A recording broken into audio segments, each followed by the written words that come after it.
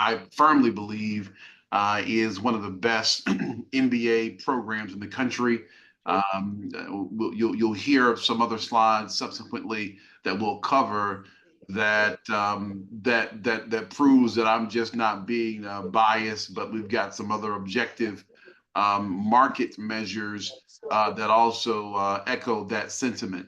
I believe firmly that this is one of the best investments that you'll be able to make in yourself, whether you are just new out of undergrad and wanting to pursue your MBA, or whether you are like so many of our students trying to leverage their career, retool, and get to the next level inside your career. This MBA is absolutely where you need to be. Um, our mission here in the Dease College of Business and Economics is simple. It's we want to develop agile leaders. We want to develop diverse leaders. We want to develop leaders who have a very strong quantitative analytical skill set so that they can solve the problems that the world faces and engage in even high quality and impactful research. And our vision, the place that we're trying to head, if you could paint a picture of the vision, it's a picture of North Carolina A&T State University being the national leader in global business education that transforms students' lives. That's the vision. We have, as I said earlier, been recognized nationally by several organizations that rank programs, MBA programs. One of the most coveted ones is the U.S. News rankings, and so we are one of those top 100 U.S. News business schools, MBA programs in the country. Just to give you a bit of an internal viewpoint of where the MBA program stands as it relates to the graduate college. Out of all the graduate programs on campus, and this chart shows you every master's program on campus. We are the largest program at the largest historically Black college and university in the country. We literally make up about 14% of all graduate programs inside of North Carolina A&T State University. And so the demand is high for what we have to offer the market. And we've done, and I certainly tip my hat to our students who have helped us in these rankings. But we've achieved the top 100 ranking consecutively. We are ranked number 78 in the country currently. We are one of 4 MBA programs in the state of North Carolina that is ranked in the top 100.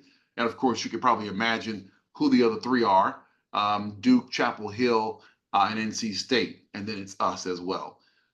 We are the number 1 ranked HBCU in the country. Our main campus, our online MBA is ranked 64 in the country. One of our concentrations that I'll talk to you about in about 5 more minutes, our supply chain management concentration has been ranked number 15 in the country this year. And we are ranked number 6 in terms of best value. So when you calculate the ROI and you look at the salaries that our students make when they graduate, and you look at the 90+% of our students who are graduating who already have careers set for them, and you begin to calculate that ROI based on a very competitive price point that we have, we stand out. And so again, you're in the right place. Not only are we ranked very well across the country, but we are the hallmark of quality. Our programs have an AACSB accreditation. As a matter of fact, we're getting ready to do a reaccreditation in 2026. But currently, our business program has been accredited since 1979. Our accounting program has been accredited since 1986. And what this means is that the body of folks that make up the AACSB International has a set of standards around, global acumen, around critical thinking, around analytics, communication, that those pieces have to run through every single one of our courses, as well as some other measures in terms of how our faculty need to be credentialed. So it really makes sure that MBA programs are very, very, very high quality. And less than 3% of MBA programs around the world have the AACSB international accreditation, and we are one of those programs. Our current concentrations are 4 of them. So we have the human resource management concentration, accounting, supply chain management, and a general MBA. We are soon to add a finance concentration, and innovation and entrepreneurship concentration. That will be what we call a 4+1. So let's just say you're like I was. My background is in electrical engineering, and I went to do my MBA. And so if back then, if they would have had a program where I could have started to take my MBA courses my senior year, as I finished my electrical engineering degree, I would have loved that. And so we're going to give students that opportunity with this 4+1 in the area of innovation and entrepreneurship. So those are soon to come. We just was granted by the university the ability to start a new dual degree program so it's an MBA and a master's of agribusiness. We have a lot of agricultural business folks who come over to do their MBA. And so now we have a dual degree, where agribusiness masters along with an MBA. And so we're stretching out our footprint a bit, but we're very, very excited about that stretch. Let me also say, all of these concentrations are both in class / main campus and online. We've made some investments last semester where we have what are called hybrid classrooms, and those classrooms will be able to allow our students who are distance learning students in an asynchronous distance learning program to have a synchronous opportunity to get into a class on a Tuesday night at 6:00 p.m. Our classes run for our main campus students from 6 to 9 p.m., well suited for working professionals, Monday through Thursday. And let's say your managerial accounting class is on Tuesday nights at 6 o'clock, and you're a distance learning student and you really, really want to have that synchronous feel. Well, you'll be able to tie in via the hybrid classroom at 6 o'clock for that class, be able to engage with the faculty member, engage with your fellow classmates, and just have a very good learning experience. Still an asynchronous program, but we're giving you the ability to kind of tie in synchronously if you would like. So academic activities and resources, in addition to these hybrid classrooms, some professional development workshops that we call the Closing Bell Speaker Series that are open for both in-class and online students. The internships and job placements, which we'll talk about a little bit later, where we work very closely with our corporate partners who have historically been coming to North Carolina A&T State University, not only to hire engineers, but to hire scientists and agricultural science folks and business folks and MBAs. So you have access to that. Academic advisors, certainly. Sometimes we have what's called drop-ins with corporations. Both main campus and distance learning students are able to kind of tie and talk with various corporations who want to meet you. And so some of those companies do it both in class and online. And so very, very excited about those opportunities. You are surrounded by an outstanding group of alums who really take their time, talent, and treasure to heart when it comes to the Deese College of Business and Economics. And so certainly Willie Deese, who's an alum, previous executive vice president at Merck, and the C-suite, he still leads and is very hands-on within the college. Patricia Miller-Zoller, Nuremberg Berman Group, Tiffany Eubanks, one of the senior vice presidents at Bank of America.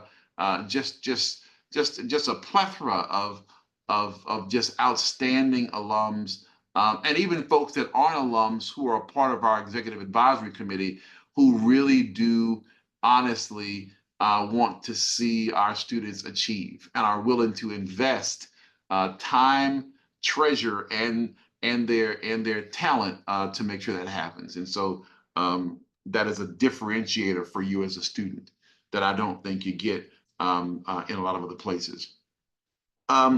I'll switch gears to our curriculum overview. And before I do, we have a great website, ncatmba.com, ncatmba.com. It's there on the screen. You can begin to kind of go there now, check it out. We've got testimonials of students.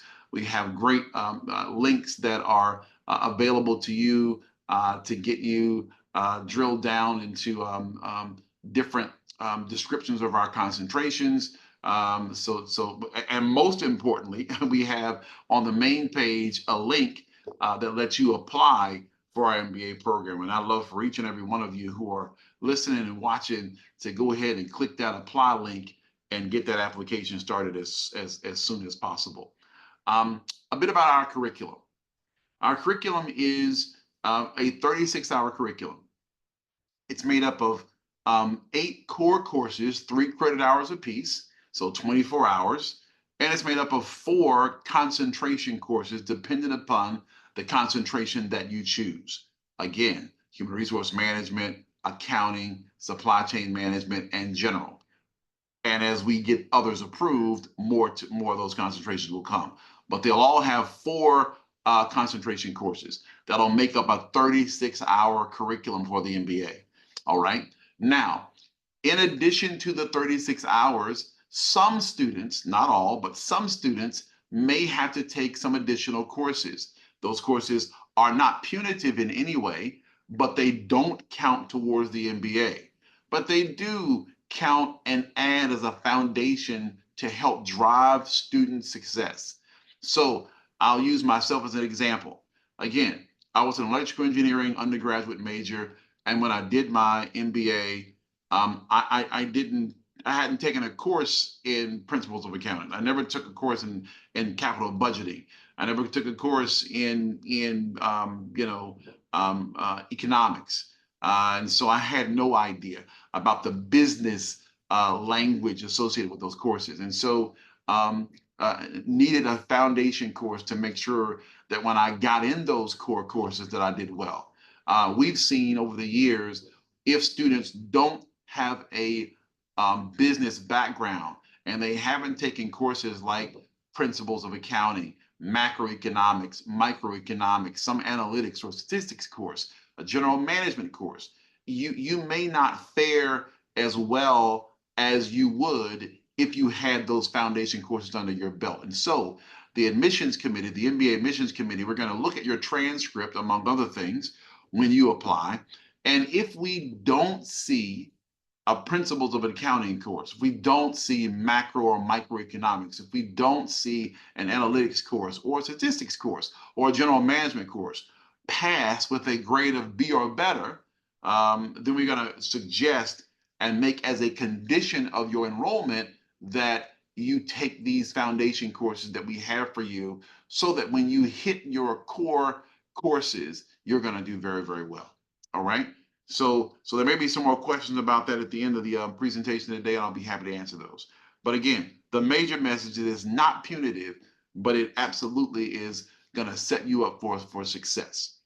When you look at our main core courses, those 8 3-credit-hour courses, they range from managerial accounting to corporate strategy and policy to strategic marketing to management and organizational behavior to corporate finance I mean, it really is the sweet spot of what makes the MBA the MBA. It's what makes people want to spend money and invest money into the salary of an MBA so they can be that analytical engine that can help move and solve business problems. So great core course. And then we break out into those concentration courses. We have really shifted a bit some of the concentration courses for our accounting concentration and have listened to the market and are focusing them more on the management side. And so certainly you can go off and move and go get your CPA, but a lot of our CHROs are telling us that because of AI helping to do heavy computation, I'm not ever saying there won't be a need for a CPA, because there absolutely is going to be, but there's a strong demand for managers who have MBAs who understand federal taxes, who understand auditing on the management side, advanced cost. And so we're building our MBA to help give the accounting concentration students that managerial look into that concentration. Human resource management, classes ranging from staffing to HRM management to compensation and benefits to employee relations and development. Very, very solid concentration, still very highly demanded from a market perspective. Of course, supply chain management is still top of mind, top of market, whatever syndicated news you watch, everybody is still talking about global supply chain, procurement, supply chain systems with SAP dashboards, logistics management. And so we are right in the center of that as it relates to helping our students achieve success with this concentration. And then finally, a general MBA, a general management concentration that gives you some of supply chain, gives you more analytics and org communications course, and then what's called a practicum, where we pick a company and students help for one semester that company solve a real business problem. And so you don't have to travel to the company. This is well handled from a virtual perspective, but it gives you the opportunity to put all of those core courses and some of your concentration courses to work as it relates to solving real problems inside of the company. Now, these foundation courses that you heard me talk about earlier, here they are. And it's not that you won't have to take all 4 of them. It just depends upon what the admissions committee sees when they analyze your transcript based on part of your admission package. And so somebody may need to take the seminar on financial concepts. Someone may need to take both Accounting 608 and BUA 605, the business analytics course. Somebody may just need to take a management course or just an economics course that'll cover macro and micro. But we're going to look at that transcript and we're going to determine what needs to be taken by whom based upon whether or not you've had those courses passed with B or better on your transcript. All right. We also, in addition to the MBA, have some certificate programs. We've got a certificate program in supply chain management. And the beauty of the certificate is not only are you going to get specific knowledge in the supply chain area, but we're going to give you the same coursework that you would have if you did a MBA and concentrated in supply chain management. So if after you finished your supply chain certificate and you want to pursue your MBA, those 4 courses that you took in supply chain would transfer over with grades of B or better. The same thing with the general management certificate program. Same 4 courses, 4 of the 8 core courses are taught in the certificate program. So if you finish and you say, hey, I've got a general management certificate program from North Carolina A&T, the Dean's College, and I now want to go and do my MBA, and I made all A's in these classes, we'll transfer those 4 classes, and you'll only need to take 4 more, and you'll be done with your core MBA, and you'll only have to take 4 additional concentration courses to round it out. So you're not losing time. We're going to give you credit for those courses if you choose to come over to do your MBA. All right. I will pause at this time. I can't see the Q&A, but if there's any Q&A, really quick, one or two, I'll pause and get a quick Q&A before we start getting into the student-centered and business mentored part of our conversation. Any one or two questions that we can get out of the way? Sure. There's one. I'm a working professional currently enrolled in an accredited MBA program at another institution, and I'm interested in transferring to A&T MBA's program. And I have not previously taken the GMAT or GRE. I wanted to confirm if it will be required for my application. So two things. We do require the GMAT or GRE, depending upon which student wants to take. If you have an undergraduate GPA of 3.3 or higher, we will waive that requirement. All right. And then secondarily, some students ask about transfer courses. You didn't ask about that, but I'm sure you're interested.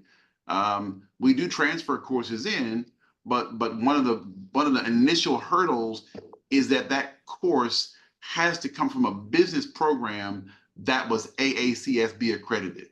All right. So we can give you more details about transfer courses as well. We do accept them, but we do have some qualifications. But the core question is, we will waive the GMAT or GRE requirement if the undergraduate GPA was 3.3 or higher. All right. Okay, Dr. Gladney. The next question is, when does the dual MBA program begin? Haha.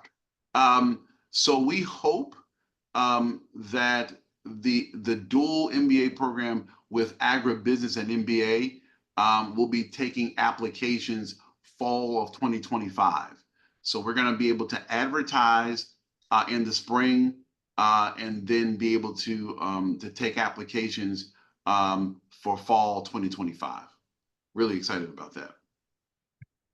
The next one, I have started my application, but my intention is to be enrolled in the fall admissions. Should I restart my application? Yes, if it's fall of 2025, the application that you're applying for now is spring of 2025. So because of the graduate college has not opened up the fall 2025 application. So what you're applying for currently is spring of 2025. And so we'd love to have you in the spring, 100%. We'd love for you to get started in the spring. But if your true intention is to do fall, then that application won't open up until maybe January of 2025. All right. We So I'm going to have pivot. 2 more questions, and we'll circle back to that later Wonderful. once you finish. Thank you. Wonderful. All right. So student-centered and business mentored. So we looked at curriculum. We've looked at some and had some conversation about concentrations and core and concentration courses. But let's take a look at what happens not only inside the classroom, but outside of the classroom. One of the things that we do externally is attend case competitions to give our students some experiential learning. And one of the case competitions that we do every year, sponsored now by Stellantis, they're not the only sponsor, but they're the main sponsor, is the National Black MBA Conference. It was just held in Washington, D.C. We were there. We took a case team. We also had a Career Expo booth, huge career expo. Students can interview. Sometimes they are hired or offered on the spot. KeyBank case competition has been running with a joint relationship between KeyBank and Ohio State University in Cleveland. We've participated and have done very well in those competitions. Howard University has a case competition that we plan to attend again in February of 2025. There are several others that aren't even listed on this page, such as the Battle of the Brains case competition that is in Texas.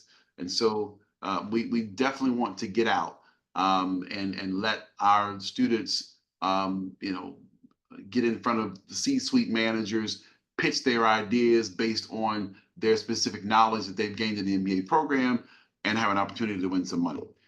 These case competitions, as you can see with National Black, offer cash prizes. $25,000 was the first place for National Black. We've won the $10,000 prize for Key Bank, and when I say we, it's the students that get to split the money. And so they're very excited about that. And then, of course, Howard has a smaller cash prize for first place, but it's a cash prize nonetheless. So even if you don't win the case competition, it's great competing, it's great preparing, it's great getting up and presenting your idea in front of managers and other industry leaders. And so we'll always continue to do that. This is another aspect of our experiential learning. We do travel to other countries. We've been to South America. We've been to China. There's a trip coming up to Bangkok. There's a trip that I'm trying to plan in the next year to Australia, both coasts, Melbourne, and then out to Sydney. And so just giving our students a chance to really get exposed to not only the business hub in Melbourne, but also some of the other pieces on the other side of that continent. This is when we were in China. Our students were on the Great Wall of China, of course, pre-COVID. This is when we were there. We had a chance to meet our U.S. ambassador to China, former Iowa governor. And it was a time when we were right in the middle of a trade war with China. So it was a bit tense, but it was a tremendous conference. When we go, we also visit companies. And so PricewaterhouseCoopers had a great conversation with them around a lot of blockchain technology and what they're doing there in China.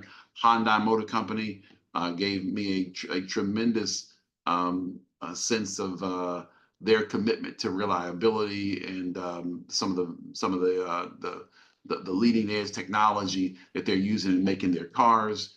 So it's always a wonderful opportunity for our students. Career First Destination Readiness, that's career placement. We work very, very closely with Career Services and all of our corporate partners to try to match students with them so that they can have a great career. There are career fairs, one in the spring, one in the fall. The fall is a larger career fair. Several hundred companies come on campus and they look to hire you. And so it's just a wonderful place to be. Again, I thank you this morning for just the opportunity to share what I believe is a very, very strong investment that you can make in yourself. And I look forward to reading those applications as you are applying for them. And I'll take additional questions now at this time. Thank you, Dr. Gladney. First one that I have is, if I have a Master's of Public Health degree, would I be able to waive the GMAT or GRE requirement? Yes. So master's degrees, JDs. We've had a few folks in the medical field, masters. So yes, if you got a completed master's degree, we'll waive the GRE. If you have an undergraduate degree of 3.3 or better, we'll waive the GREs or GMAT. Thank you. The next one is, I have an MBA. How far back do you take transfer credit? So we are partnered with the Graduate College. The Graduate College kind of administers policy that all master's and PhD programs have to follow. So we're housed inside of the Dees College of Business and Economics, but we've got the rules of the road are driven by the Graduate College. And one of the rules of the road is that when you transfer those courses in, they have to be no more than 5 years old. And so we'll look at the transcript to look at the dates. And if it's 5 years old or younger, we'll take that course because we know that the things are still relevant to where we are today as a market. And so the cutoff is 5 years. Thank you. The next one is, if I have applied already for spring, when are decisions usually made? We're making those decisions right now. So we've processed a number of applications, and once we process them, they go to the graduate college, and then the decision letter will come to you from the graduate college via the portal that you applied in. So please stay on the lookout for that. And once you see it, you want to click enroll so that we can begin to communicate with you, get you your graduate plan of study, and start to get you settled and ready for the spring 2025 semester. So stay on the lookout. Thank you. The next one is, how many courses per semester is generally considered part-time? If you get down to 2 courses, that's a part-time schedule. 3 courses is a full-time schedule for graduate college. So 9 credit hours is full-time. Anything less than that is a part-time schedule. And some of our students do that, and then flip back to three courses or 9 credit hours per semester, depending upon that work-life balance. And so it really can be a both and, depending upon your work-life balance. Thank you. The next one is, are all MBA courses offered during the summer or only a select few? Only a select few. We have tested offering more, and sometimes students will say, oh, I really want to get this out the way. I'd love to take it in the summer. We'll have faculty lined up, and all of a sudden, no one shows up for the classes. And so we now have a very good rhythm of offering 4 of our core courses: managerial accounting, managerial economics, business analytics, organizational behavior and management are those 4 courses that we'll offer. We'll also offer Finance 750, our corporate finance course in the summer. But those 4 that I mentioned, every single summer we do offer those 4 courses. Thank you. The next one is, can applications fees be waived? We do waive, or the graduate college, will have certain incentives throughout the year or the semester. But the only one that I'm aware of currently is if you are an active U.S. military person, they will waive the application fee. The next one is, I'm looking to transition into a business role that will allow me to grow my career and develop leadership and business skills, specifically within the tech industry. Given my background in computer engineering, would pursuing an MBA be a good way to achieve these goals? Well, 1,000%. I mean, I'll give you a page out of my story. I mean, I was in corporate research and technology, doing some of the analytical and quantitative work, and working with a lot of PhD scientists. I didn't have a PhD at the time, but I understood when I did my MBA how to get what was in a PhD's brain into a marketplace. And so marrying your analytical background with the business piece that is still analytic of an MBA is highly demanded skill set, highly demanded experience in the market today. So yeah, that's huge. The next one is, what is the acceptance rate for the online MBA program? So we've got I would say a pretty good acceptance rate. And when I say pretty good, we're north of about 88% in terms of acceptance rate for our online and our main campus MBA. Most of the folks that are coming in with a average GPA of a 3.5. If they have to take a GRE, it's about 150 verbal and 150 quant. If we see people who have to take their GMAT, it's about a 525 average score. The letters of recommendation are very well done. Their writing samples really give a good view as it relates to why they want to do their MBA and what they're going to do after they get it. And so yeah, it's we're seeing some strong candidates that we admit. Thank you. The next one is, if you're in the online MBA program, can you still participate in the experiential learning opportunities? 100%. Yes, indeed. Yes. Next one is, would I also need to take the foundational course in the spring and then take the GRE in the summer to be ready to start the MBA program in the fall? No. So if you need to take the GRE, that means that your undergraduate GPA was not at a 3.3. So the GRE conversation is an application conversation. So if you have to take it, it's maybe I had a 3.1 GPA. We got to take the GRE or GMAT. All right.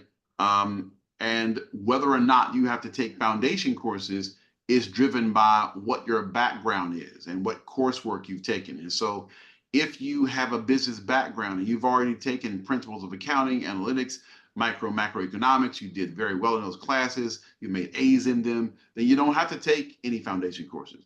But if your background is in fashion merchandising, for example, or psychology or engineering, and you didn't have to take any of those principles of accounting, analytics, management, macroeconomics, then you will most likely have to take some foundation courses. So those are two kind of separate things. And if you have to take foundation courses, you do want to get them out of the way in the spring, so that in the summer and the fall you can begin to take those core MBA courses. The next one is, if I'm recommended to take a prerequisite course, do those need to be taken before official enrollment? No, you'll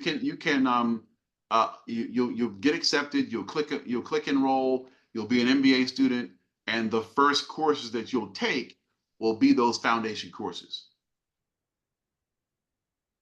Last one, how can I get in contact with anyone if I've been emailing since before I graduated undergrad?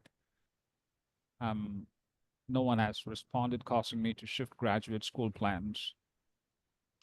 We are really responsive to emails, so I'm not sure why that happened, but if you go to ncatmba.com, you can certainly email me, and we certainly will get back to you with whatever question you might have.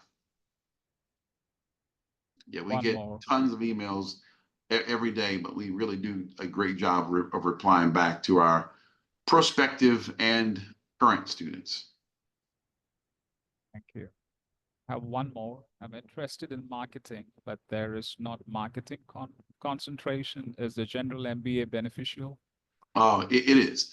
Again, the marketing that you want to do is always going to be augmented by an understanding of analytics, an understanding of how supply chain works.